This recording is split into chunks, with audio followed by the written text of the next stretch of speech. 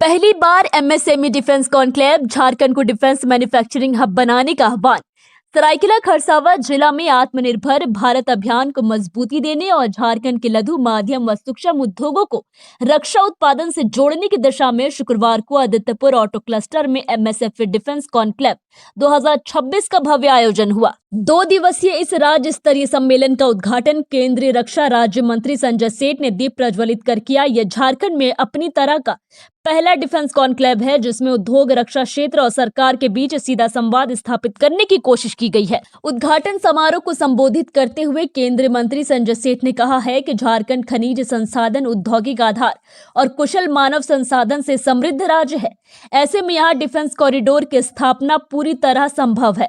उन्होंने कहा है कि देश के जिन राज्यों में डिफेंस कॉरिडोर बने हैं वहां राज्य सरकार की इच्छा शक्ति और केंद्र सरकार के साथ सामन्वय निर्णायक साबित हुआ है।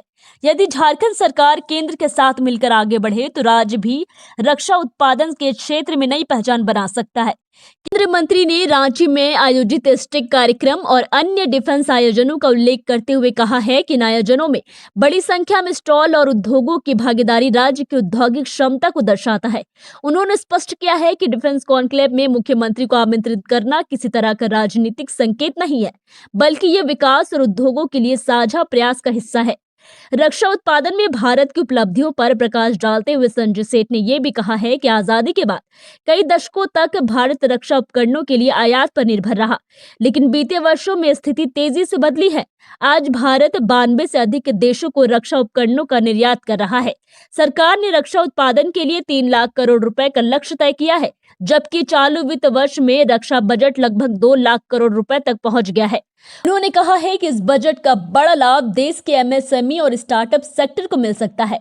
एमएसएमई और स्टार्टअप की भूमिका पर बात करते हुए मंत्री ने कहा है कि भारत युवाओं का देश है और वर्ष 2047 तक विकसित भारत के लक्ष्य को हासिल करना है। देश में करीब 4 करोड़ एमएसएमई है जो लगभग 14 करोड़ लोगों को रोजगार दे रहा है, लेकिन इनमें से केवल 16,000 एमएसएमई ही सीधे तौर पर डिफेंस सेक्टर से जुड़े हैं। इस संख्या को बढ़ाने की जरूरत है। उन्होंने बताया है कि पिछले कुछ वर्षों में भारत के स्टार्टअप की संख्या तेजी से बढ़ी है और स्टार्टअप के मामले में भारत दुनिया में तीसरे स्थान पर पहुंच गया है। केंद्रीय मंत्री ने आदित्यपुर को डिफेंस मैन्युफैक्चरिंग हब के रूप में विकसित करने की अपील करते हुए कहा है कि यहां मौजूद ऑटो और रेलवे सेक्टर से जुड़े उद्योग रक्षा क्षेत्र में भी आसानी से प्रवेश कर सकते हैं।